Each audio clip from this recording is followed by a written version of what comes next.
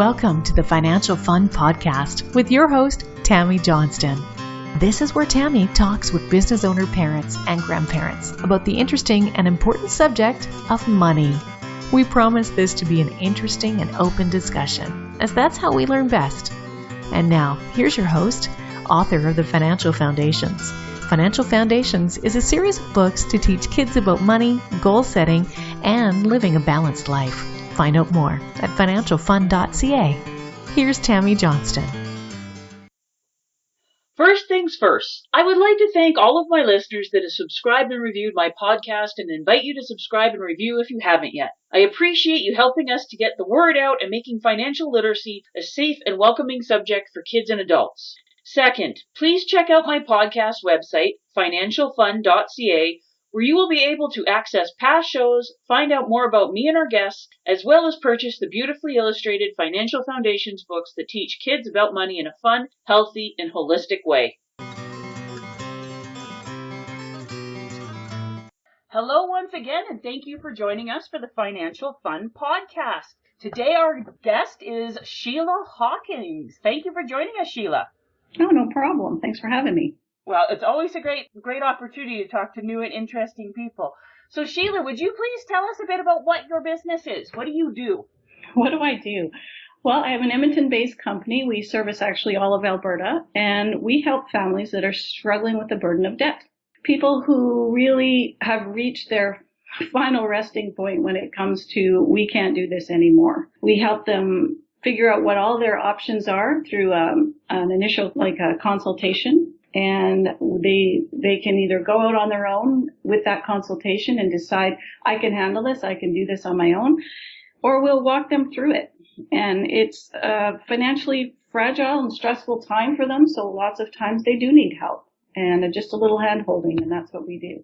So after they go through that, we help them rebuild again. So we don't just leave them on the doorstep somewhere, help them through that process. We make sure that they're back on track and have rebuilt their credit and have been put in the hands of a good investment advisor who can teach them all they need to know about investing and reaching their financial goals.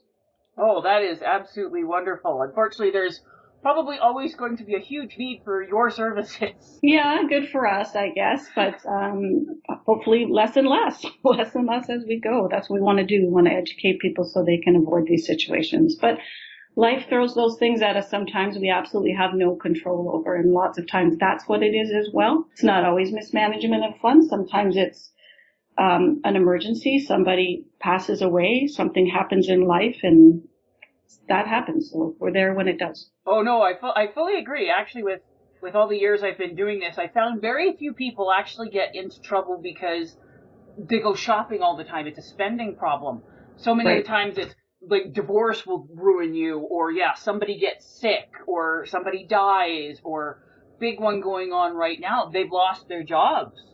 Yeah, that's a huge one right now. Yeah, and even if they've done everything well and they're managing everything, you can only go so long without income. And then exactly. And a lot of the time, people have been given bad advice and things weren't set up right in the first place, not because they did anything wrong, but because they didn't know what their options were or how anything worked, and unfortunately they got taken advantage of. They did, unfortunately. So, but yeah, I'm in complete agreement with you there. Yeah. And what is your family situation, Sheila? Wow, you should ask. We have an interesting family. We have a blended family, and to make it simple, I'll just say I have two boys. One is 24, the other is 16, and my husband has two girls. One is 14 and one is 15. So in our home right now, we have a 14, 15, and 16-year-old, and that can be fun. Oh, I can imagine. I'm getting the joy of dealing with my daughter's 13, and I'm very lucky. She's actually really, really good. But every now and then that weird teenager bit comes out, and it's like, where did that come from? Who are you and what did you do with my child? Yeah, who are you and what did you do with my child? Or I have to pry her out of her bedroom going, okay, you have to come out and get some fresh air and talk to someone that isn't through a computer. Yeah, just grab her phone. Oh, she's not so much the phone, but my daughter's big into, she loves YouTube and stuff like that. She wants to be a director, so she watches, tons of YouTube and learning how to do all sorts of things. but she really likes to hermit. So I'm going, okay, you have to come out and like move every now and then, my dear. Have a full conversation. And yes, the blended families, those are becoming much more normal, dear. I'm the weird one. Yeah. It is very. I mean, it's a 50-50 world out there as far as blended families go. Yeah. I was just thinking when you're saying, okay, 2 boys and 2 girls, and going, you add one more girl, and you could have the Brady Bunch. Just about, yeah. So talking about kids and stuff, like, obviously with you being in the financial world and things like that, like, it's part of your daily life, but when you look back to when you were a kid, when did you first start realizing that, like, money was a big deal and something you needed to be aware of? When I wanted something. I wanted something that I couldn't have because mom and dad couldn't afford to give it to me. And I realized that money had to be earned and you had to pay for things. I mean, the definition of money leads us to believe you need something to pay for goods or services, and that's when I knew I needed money. So as a kid, that's when it came to me for sure. Yeah, so like most of us, materially motivated. Exactly. When you're a kid, you're very inner focused. And I try to remember that with my own kids. Yeah. Yes, try not to hold them to standards that we can't hold ourselves to. Exactly. And now that you're a parent, and like I said, I love talking to the people with like the different blended families and stuff because you get a really different view of things. When did you notice that your boys started paying attention and stuff? Like when they were asking questions, like what was one of the first questions they asked? When I said they couldn't have something because money was an issue. I was a single parent for a while, and I noticed that they started wanting to borrow money. And I'm like, where did you get the borrow thing from? How are you going to give this back to me?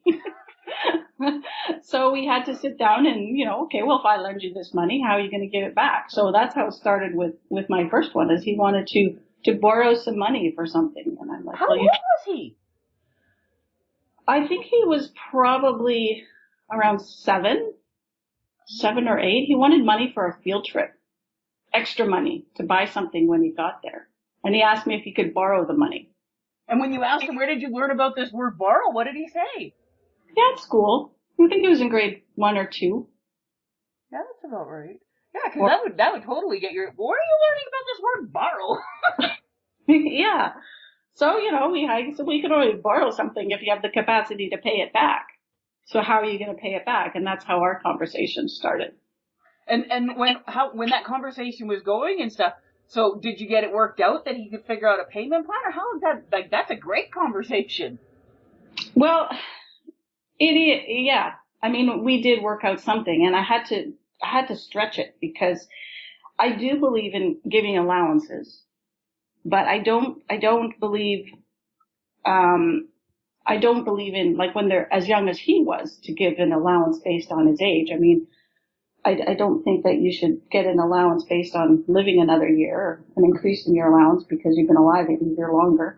I believe, what I was trying to do by giving my kids allowances was, okay, so I pay for something regularly for you on a regular basis, so let's allow you to pay for that yourself.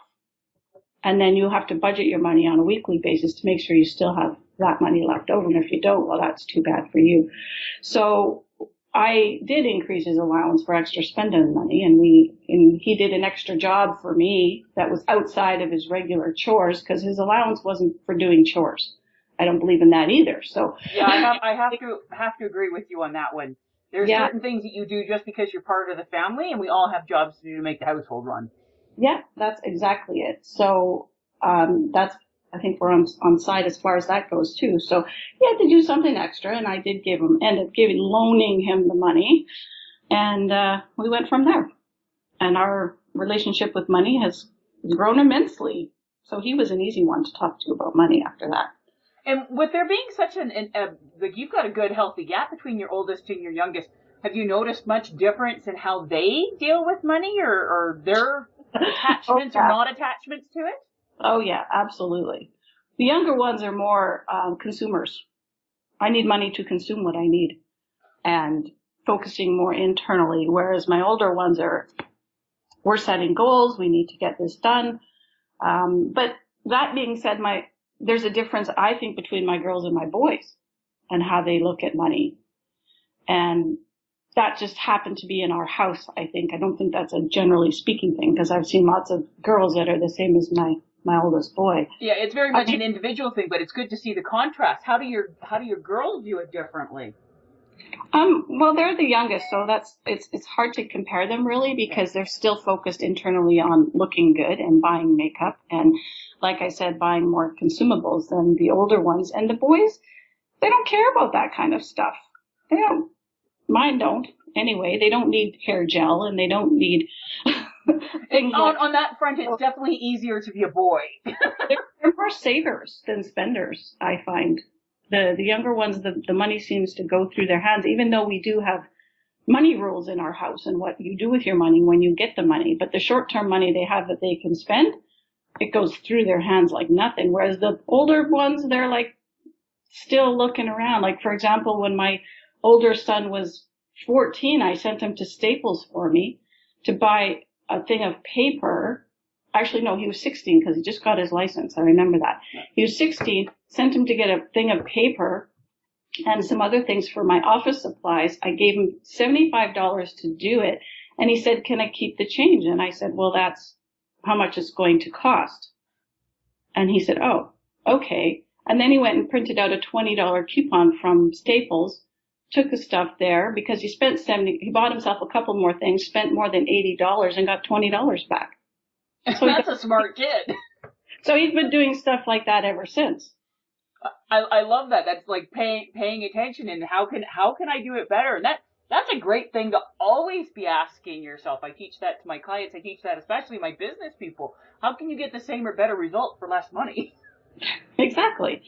And so they're very aware of those kind of things. And you said that you have money rules for when money comes to your house. May I ask what your money rules are? Absolutely. We made it very simple for them. As they get older, the money rules change for them, but as percentages, when they were younger, we just split it into 4 to make it easy for them. And one was long-term savings. Okay. One was shorter goal savings, like if they were saving for something they wanted that would take them more than a year to get. The other one was donations, so they had to save for a charity of their choice. And the other one was, okay, this is the money I can spend now. So if they got $100 from grandma for their birthday, they had to do that with it. A portion went in their bank account, some went in their piggy bank, and some went in their drawer that they could spend whenever they like. And when you say long-term savings, what did that mean in your household? That meant savings for their school, savings for something they may want in their life way further down the road. Okay, so yeah, seriously long-term stuff. Yes. Because some, like, I have a jar system in my house, the one that I teach, and same terms but slightly different meanings. So that's why I wanted to ask, like, what does that mean in your household? Yeah, so probably fairly similar idea. Just to make them aware that money is something that you need to respect. Oh, very much so. Or it's gone before you get the opportunity. And that money has different purposes. It's not just for buying your consumables. That you have to focus on, if your goal is to move out when you're 18. You need to... Or your parents' goal is for you to move out when you're 18. Exactly. We love our children, but some of us are looking forward to that empty nest moment. You betcha.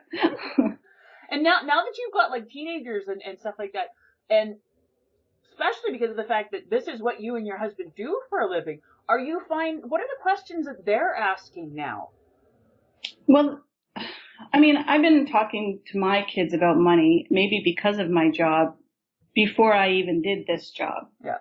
So fortunately or unfortunately for my kids, money has always been part of the conversation. Which is how it should be.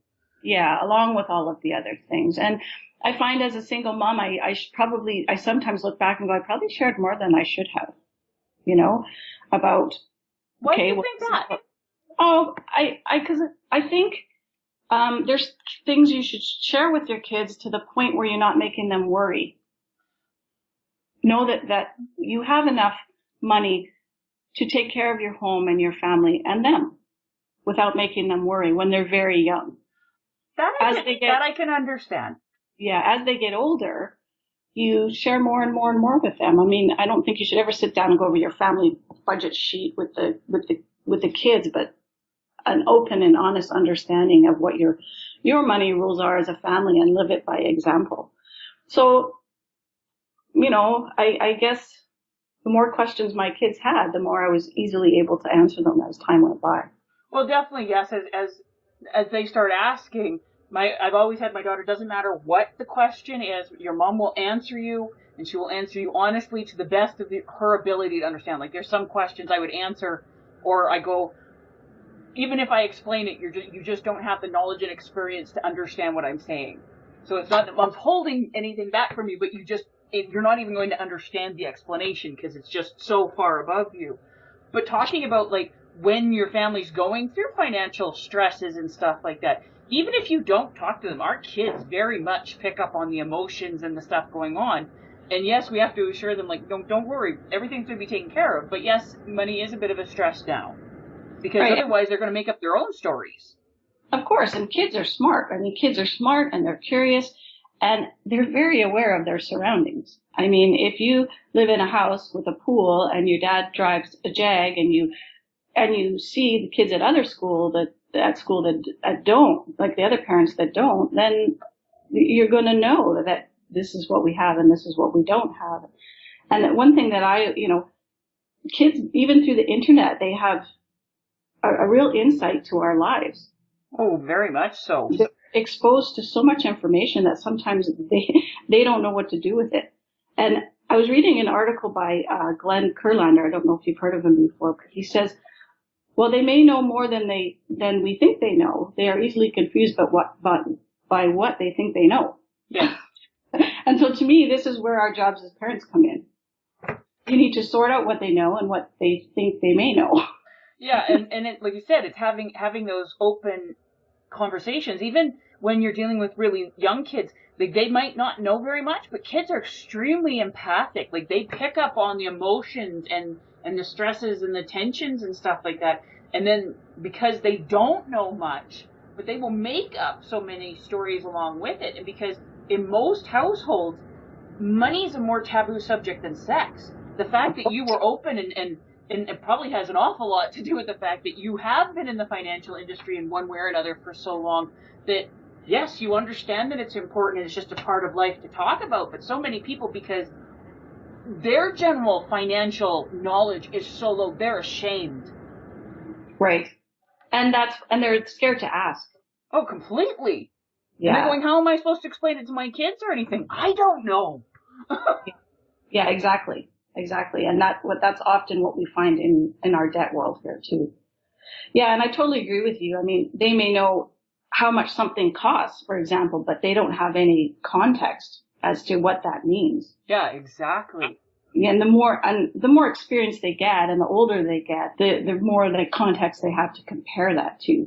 I remember when my younger son, he's a big hockey fan, for example, and he can tell you the salary of any NHL player out there, but he may not be able to tell you exactly what that means. And it makes me laugh when he says, did you know that the lowest paid NHL player out there makes $550,000 a year? What a ripoff that is. And that's because the highest paid one makes $16.5 million. But what do you compare that? What is he comparing that to? And you're looking, over 500,000. Like, that's such a ripoff. You're going, do you know what the average person makes, my dear? And this is where we sat down and had a conversation. So there's things in everyday life that you just sit down and go, okay, you're little, you need a little context here. So let's sit down and talk about it. Yeah, you need some real world comparisons here, dear. And that's the stuff that we get to laugh at, and they're going, you're kidding me, because they haven't had to be exposed to it or anything. No, yeah. So yeah, we try and we do things to help our kids learn other ways of making money. We help, like there's going out and getting a job, and there's going out, and if you need extra money on top of this allowance we've been giving you, you have that perfect opportunity anytime you like to go out and try things. And I remember one particular story is that we our daughters wanted to have a lemonade stand, and we live on the corner house by the university, and we thought, oh, okay, why not? why not? So they went into our cupboards and were looking for lemonade, and I said, well, my husband did this to them. And he said, well, you're going to have to go to the store, and you're going to need cups, and you're going to need a tablecloth, and you're going to need lemonade, and you're going to need a bag of ice because we don't have enough right now. And that's all going to cost you this much money. And he wrote out a contract with them, gave them the money, sent them to the store. It would cost them $24. And the contract said, when the lemonade stand is done, I want all my money back that I gave you plus 50% of the profits. So they did this lemonade stand, and they made $180 in a day. I couldn't believe they made so much money. Location. And they came in, and there was 4 of them. They had 2 little friends helping them, and they had their money spread all over. And were about to count all the money. And my husband stepped in, and he put the contract on the table, and he took $25, split the money in half, and took his half and walked away. And what did they think of that part? They were not impressed at all. But the good side of this is that my daughter walked into the garage about 6 months later and said, I'd like to start a little company and I need some money. And he says, okay, well, let's sit down and write out a contract. And she looked at him and she goes, forget it. And she goes, I'll go find it some other place. She walked away. So she learned something about contracts, which was a great story for them and something they think about often when they ask their dad for money. Well, you know what? I think that's a really, really good thing. Like when my daughter and her friends and stuff were brownies and they had to sell Girl Guide cookies, I sat them down and used that as a wonderful opportunity to teach them about inventory and float and how you need to be balancing your books at the end. If you had this many boxes of cookies and this much in your float to start off with, if you have this many at the end, how much money do you have to have and different sales? And they learned so much. My girlfriend who was watching me get the lesson goes, I had no idea you could teach that much stuff just through selling Girl Guide cookies. Yeah, you can. It's awesome. I think we're raising little entrepreneurs. Well, we need to, because the world that my parents grew up in and stuff, where you go to school, you work hard, you get a job with a big company, and you stay there till you retire, that doesn't exist anymore for us, let alone going to ever exist for our kids. So they need to have the ability and the confidence in themselves to go, okay, how can I take care of myself and be an entrepreneur, be comfortable moving companies and stuff like that? Yeah. Yeah, it's true. I mean, they need to learn other ways to make money. And they certainly are doing that, I feel. At least in our house, they are. In fact, they surprise me all the time with the things they come up with. So my son's Airbnb-ing his bedroom at the moment when he stays at his dad's house. So he's doing that. And I had to sit down with him and say, okay, but you have to buy all the new stuff for the room, and you have to keep your room clean, and you have to clean it. So that's his job right now, and he's 16, and that's what he's saving money for. And all of the money, because it's my house, is of course going to a trip he's planning after high school, and then any excess he earns doing that, he's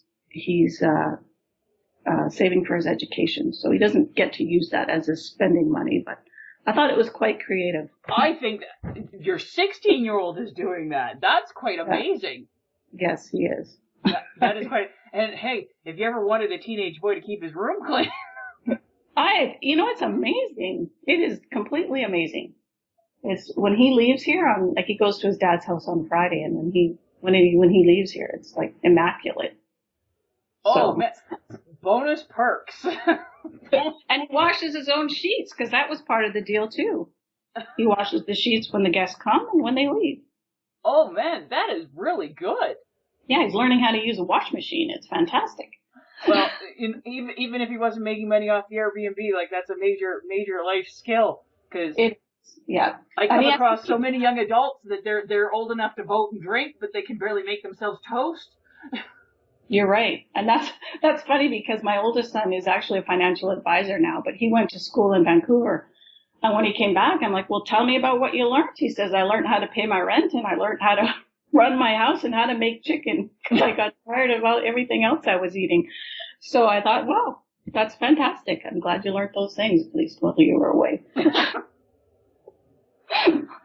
So very, very good. So okay, so you've got one out of the house and actually into the industry, and 3 that are close. So if you could make sure that your kids know 3 things about money and life by the time they're out on their own, so that you feel successful, what are the 3 things you want to make sure your kids get? Well, wow, 3 things. 3 things. I know I asked the tough questions, dear. That's all right. That's okay. I think number 1, I think kids need to realize that their money needs to be managed regardless of how much they do or don't have.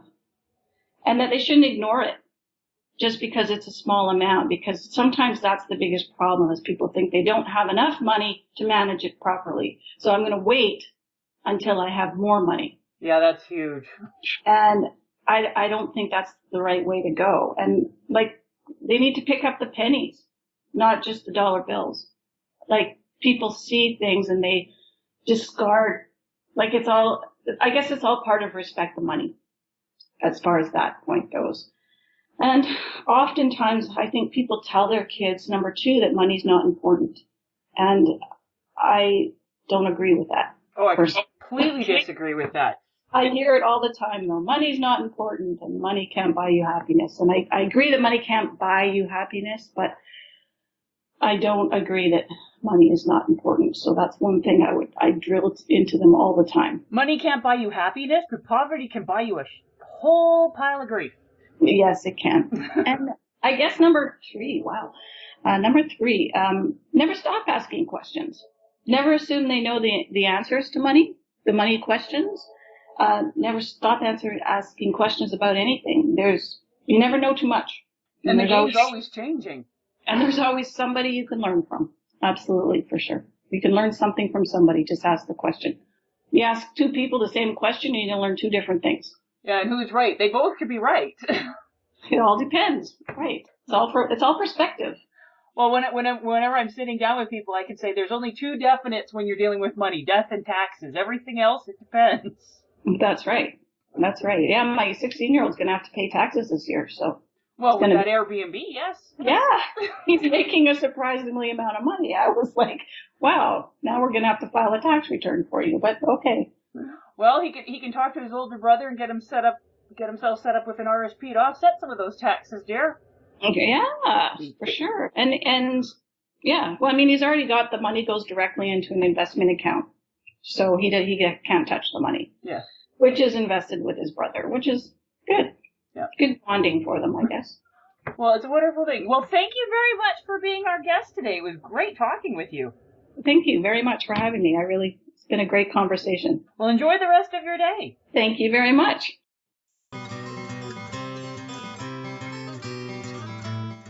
Before we leave each other, I would ask all of you listening to please subscribe to and rate my podcast. A review would be most appreciated, and feedback is always welcome. Whether it be a comment, future topic suggestions, and/or questions you or your kids would like to have answered in the Ask Tammy column on the financialfund.ca website.